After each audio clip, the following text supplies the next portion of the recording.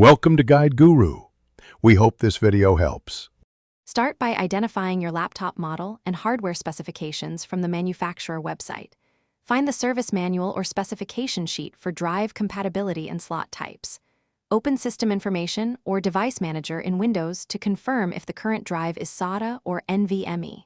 Look for M2 labels, PCIe NVMe entries, or a SATA controller name in the storage section. Note physical drive size options like M2 2280 or a 2. Power down the laptop completely and disconnect it from AC power before opening. Remove the back panel using the appropriate screwdriver and keep screws organized in a tray. If possible, remove the internal battery to eliminate any residual power during work. Locate the storage area and inspect for an M2 slot, a mounted M2 drive, or a 2.5-inch drive bay with a SATA connector.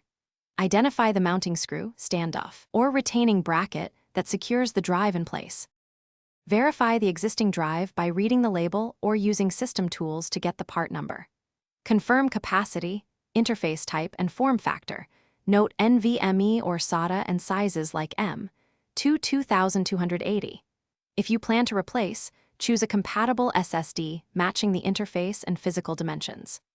Clone the old drive to the new SSD using imaging software, or prepare installation media to reinstall the operating system. After installation, secure the drive with its screw or bracket and reassemble the laptop carefully.